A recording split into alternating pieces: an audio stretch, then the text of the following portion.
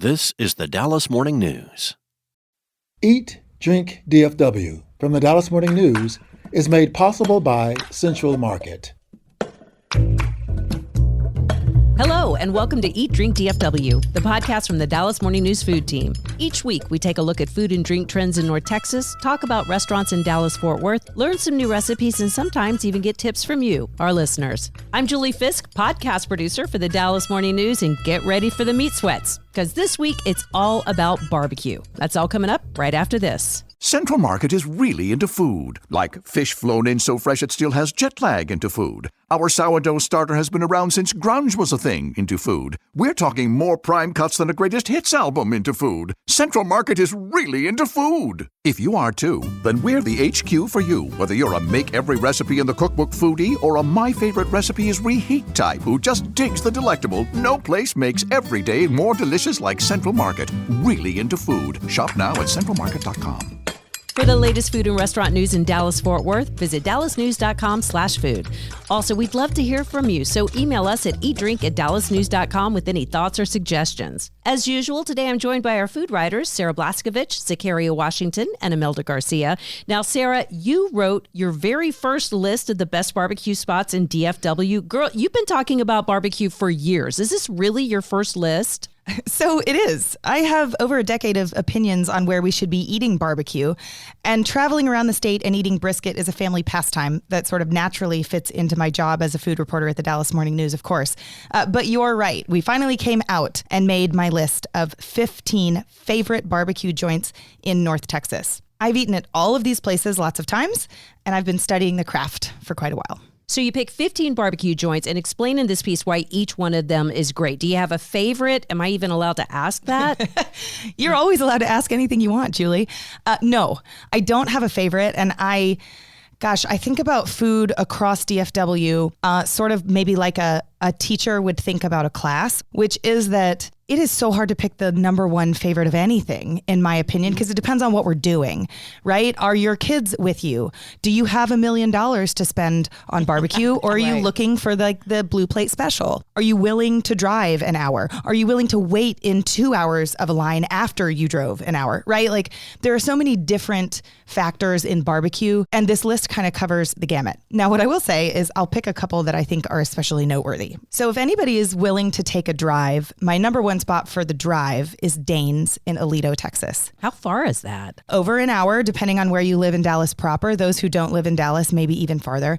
It is west of Fort Worth. And the story of Dane's is that he had been looking for a spot for a long time. And in fact, Dane himself had a location in Fort Worth, and then Taylor Sheridan and his film crew ended up using that property like for film shoots. And so he went looking for a new place to put his barbecue joint. Like, this really happened. Oh, wow. Oh, wow. Now, Dane's found a better place, in my opinion. He set up his restaurant in a place that now looks like a saloon, but it's this old building, and there's a train that goes by at lunchtime and like toots, like the movie version of a barbecue joint. It's so darling. And Dane's makes excellent food across the board. Something I particularly love is his cheeseburger made with like brisket bits. That sounds so good. Yeah, right. I don't think that's the technical term, but that's what we're going to call it. Well, we get it. Right. The other cool thing about Dane's is that there is actually a bar in this restaurant. You'll find many barbecue places that maybe hand out free beer or you can bring your own drinks, but some of them don't do alcohol at all. And Dane's has a bar as well. But I like him. And, his story is that he and his wife worked hard at not high paying jobs for a really long time. And he quit to open a barbecue food truck. And now he has this restaurant that I think is certainly one of the best in North Texas and possibly one of the best in the whole state. It sounds that it's not only like the barbecue, it's like an experience, you know? Exactly that. And if you're looking for the postcard barbecue place, Dane's feels like it's it. Then let's go over to Dallas proper. Loro, which is a restaurant many of you know and is not straight ahead barbecue. Loro is what they call an Asian smokehouse, and it is the Uchi founder plus Aaron Franklin. So the Uchi founder, the Japanese restaurant, and Aaron Franklin of Franklin Barbecue.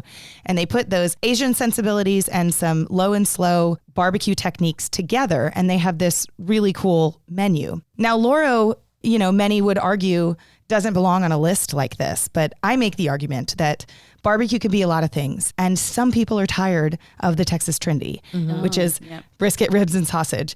Loro has some of that, but then they have so many other really interesting menu items that do all and more. That's one of my favorite places. I go there all the time and I have never had their barbecue. I always intend to, but it's that curry chicken dish that's so crazy good with the pickles. And they have a deal. I'm reading right here that if you go from 2 to 6 p.m., you are going to eat for a very fair price. $6 for Wow, a single that's- patty smash burger. Wow. And it's a darn good smash burger too. So that's Loro. If you want something in town and just really not the quintessential Texas barbecue experience, but a beautiful representation of what barbecue and this Uchi influence could be. In the Dallas Design District, you've got to go to Slow Bone if you haven't been before. I love Slow Bone. I love it too, and the name makes me giggle every time. They did that on purpose. I know, and it works every time. Slow Bone has great barbecue, just as you would expect it to be, but Slow Bone has so much more than just your traditional stuff. So the Brussels sprouts side with toasted panko is delicious. The squash casserole is really good. But then also they do all kinds of stuff that you wouldn't expect. Like on Wednesdays, there's a smoked mushroom pasta. Ooh. Right? So tell your vegetarian friend.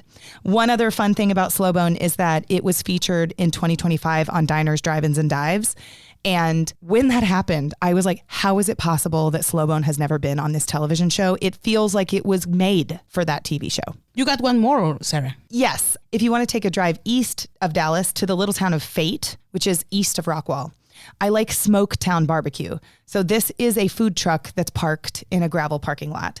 And a lot of Texas's best barbecue is served this way, like, you know, out a concession window at a thing that's been parked someplace. Smoketown is new-ish, but the owner, Cameron Haley, does some pretty interesting stuff. Depending on the day, you might find different food there, but he's been doing boudin balls. There were pineapple habanero pork tacos recently. They even did pork belly burnt end flights. Wow. Which had different sauces on them. So, you know, if you think that eating from a truck is basic, come to Smoketown in the little bitty town of Fate, and you will learn that there's a lot that can be done in that small place. And it's not spelled like smoke, like typical. So if you're Googling this. Yeah, good point. SMOAK. Okay. I love it. It's a copy editor's nightmare, but it's sort of cute once you can see it. Yes. Zakaria, I think you also helped with going to take some video. Yeah, I sure did. And it was a great experience. So I went to Cadillac's, Terry Black's, and the original Roy Hutchins barbecue. And here's what I found to be interesting about each one. So let's start with Cadillac's. I made it there around like 10:45 in the morning, like on a Friday, and there was already a line outside. I was like, oh my gosh. And it slowly began to grow before it was already wrapped around the building by the time I left. Wow. It's a smaller venue, so it makes sense for the line to be so long. Plus, they only stay open, I think, like 4 hours each day. But one thing I found interesting is that they had Wagyu beef and bologna options. So that was super cool, and it was really, really yummy. I love that place. Your pictures were amazing. I wanted that bologna so bad. It was good, y'all. Next, I went to the original Roy Hutchins. This was interesting because of how large and robust their smoke room was. There were several smokers, ovens, and grills. And then they took me to the cold room where all the meat was being prepped. Talk about a jolting experience. I went from going to a super hot room to like a super cold room, and I kept sneezing and there was smoke in my eyes. But it was such a great experience and I really enjoyed it. I love the Texas Twinkies. I was going to They're mention amazing. that. Oh my goodness. So it's basically a smoked jalapeno pepper that is stuffed with brisket and cream cheese, and it's wrapped with bacon. It's a must. It's also funny that they're not dessert at all. Yeah. No, Right? it's not. It's just called that. Anybody listening who's picturing a Twinkie? This one's wrapped in bacon, y'all. And lastly, I went to Terry Black's, which is a classic. I've been here several times. I love Terry Black's because they do all of their meat cutting right in front of customers. It's like a very high action moment. I love that every time I go. Y'all, this conversation is so on time because as World Cup fans travel to Dallas, they are undoubtedly going to be eating barbecue. Oh, yeah. Oh, yeah, that's right. And I also wrote a list of iconic foods that you will find in Dallas. And brisket is, of course, in that list. Sarah, what's the deal with that? Right. Why are we eating so much brisket? There are a lot of great things to eat at a barbecue joint, but you're so right, Imelda, that if anyone visiting Texas for the first time is looking to do barbecue the right way, the number one thing and the number 2 and number 3 thing to order is moist brisket. I want to highlight that word. Ask for the moist brisket. Is that fatty? It is fatty. And so each brisket is going to have parts of it that are lean and parts of it that are fatty. But those fatty parts are better. And, forget about like calories for a second here. That's not what we're doing. We're just trying to eat the best thing. Mm-hmm. Fat is flavor. That's exactly it. So the Texas way is that brisket is coated in salt and pepper and usually not much else. This is a little bit special to Texas. A few barbecue joints get crazy and add garlic, salt, or other spices, but most stick to that salt and pepper rub only. Many use yellow mustard to get the rub to stick to the meat. Ugh. I saw that at the original Roy Hutchins. It makes sense, and it's very messy. Now that you were like back in the Baxicary, you could see like people with gloves on with yellow stuff all over their hands, literally slathering, because a big brisket's like, you hold that thing in 2 hands, right? Mm-hmm. Well, the mustard itself does not impart a ton of flavor, so that's not its job. It's really just a craft project. It's nature's glue stick. So the brisket is then cooked low and slow. And pitmasters like to say that you can calculate about an hour in the smoker per 1 pound of brisket. So they buy a 12-pound brisket. It might cook for 12-ish hours, give or take a little bit of time. The thing our friends visiting Dallas should remember is that every brisket takes something like 24 hours by the time it reaches your plate. So here's what we're doing. We trim the briskets. We slather it in mustard if that place is doing it. We add the rub. You smoke the briskets for, half a day, perhaps. And then a really important part, those briskets have to rest before they are sliced and given to you. So that's a lot of babysitting for one piece of meat and helps explain why barbecue is a little bit pricey. And I know there are apparently rules for how you eat the brisket, right? That's right. And rules are made to be broken. So take this for what it's worth. But as established, I think we should order the fatty brisket. And then don't get your brisket chopped or order it on a sandwich, in my opinion. You want a naked piece of meat and you want to pick it up with your hands. Mm-hmm. And, years ago, I had the privilege of interviewing Aaron Franklin. And the number one thing I came away with is he said, when your brisket is sliced and put in front of you, you eat that as fast as possible. Every second that it is oxidized or it's been cut away from the meat, it gets a little less good. Like every second. And so every time I order brisket, I think of this so much. Like there is no let's go get a soda from the fountain machine and do we have enough napkins? I'm like, everybody sit down and pick up that meat and eat it. Right? I mean, it's the most beautiful version of itself right then. And I just get very excited. I just had this mental image of you walking down the line, though, at a place like Slowbone where you've got your tray and everybody's waiting for you to go and you're like, just eating. Well, my kids' first bite of barbecue was brisket, of course. And I'll never forget because I make everybody sit down and eat pretty quickly. You pick it up with your hands, just like your cavemen and cavewomen, and you pull it apart and then we just start handing it out. Right? Like everybody's reaching in, like that quintessential picture of like a bunch of hands in the middle of the red tray, just reaching for the food.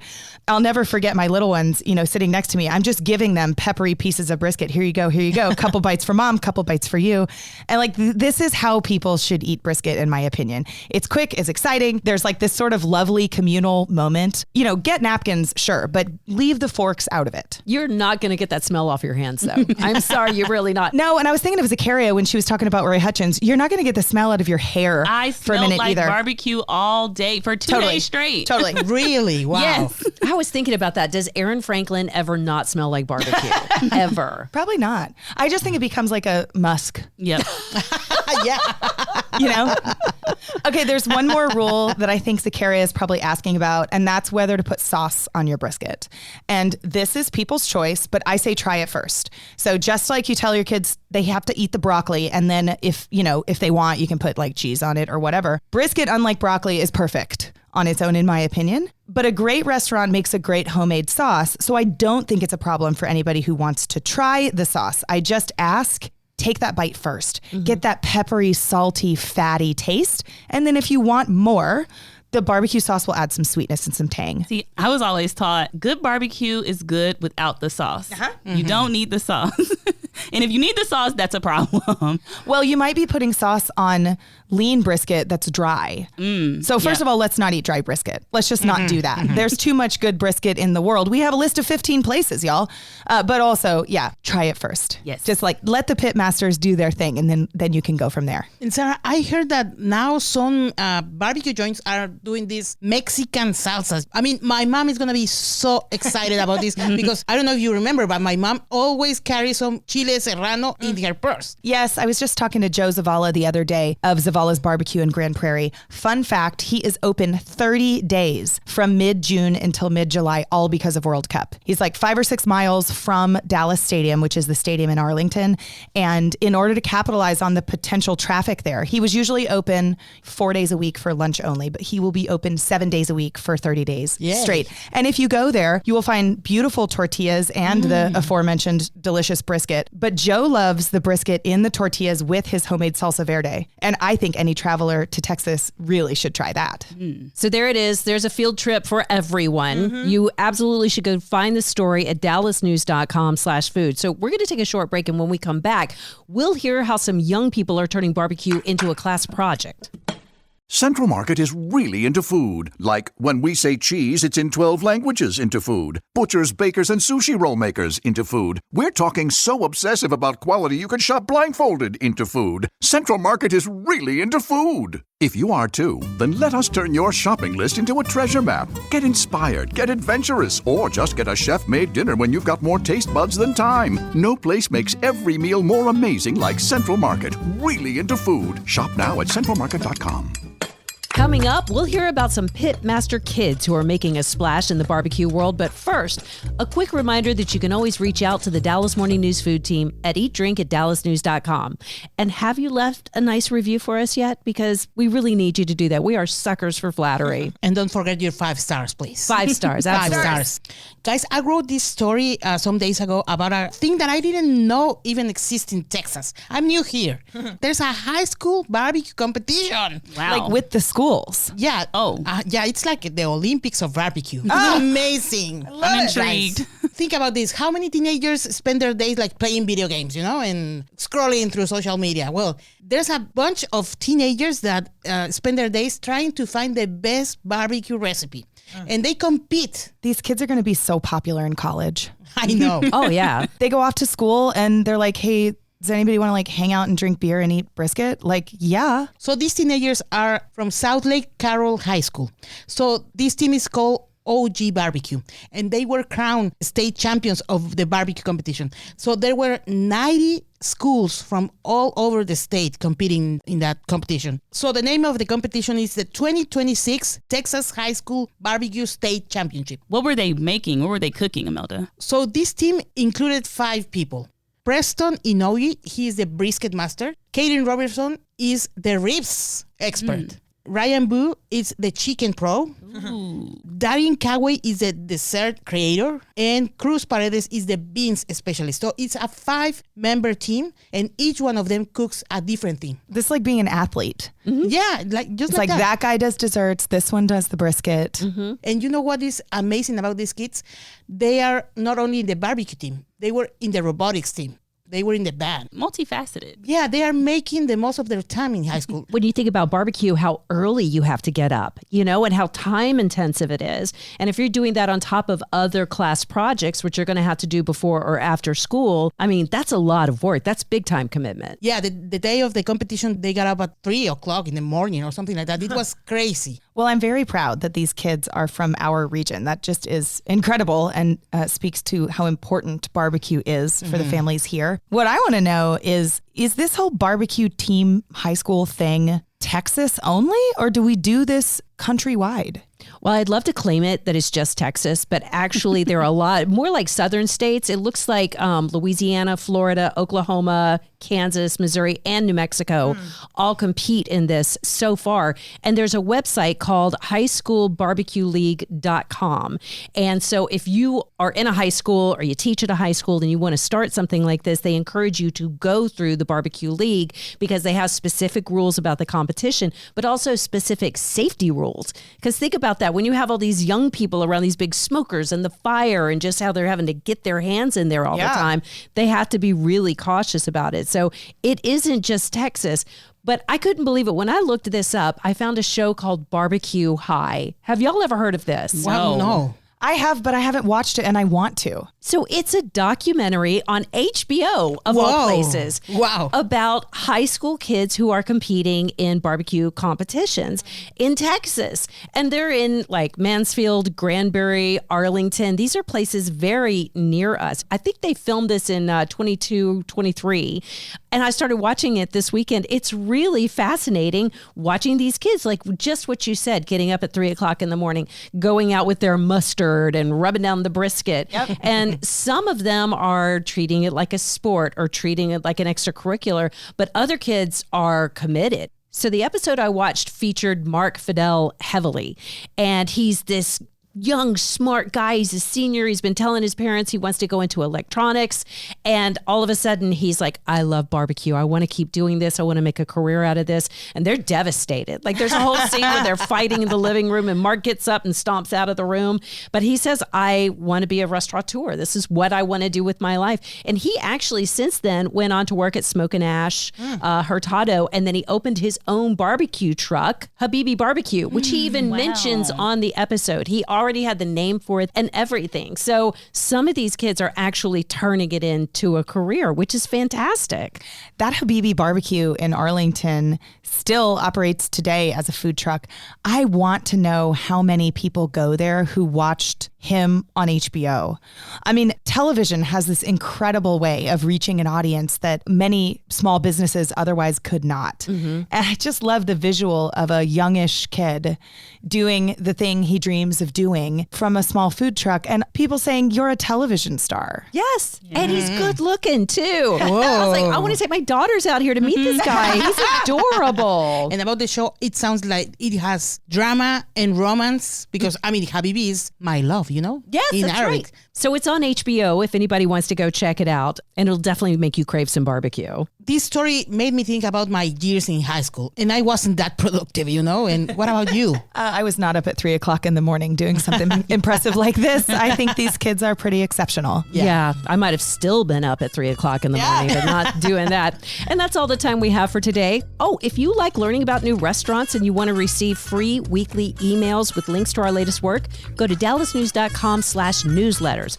Sign up for Restaurant News and Eat Drink DFW, 2 e-newsletters that are going to keep you up to date as you make your dinner plans in North Texas. Special thanks to Dallas Morning News Assistant Managing Editor Christopher Wynn, who loves barbecue but hates the meat sweats. For the news, I'm Julie Fisk. Thanks for listening, and we'll see you next week. Eat, Drink, DFW from the Dallas Morning News is made possible by Central Market.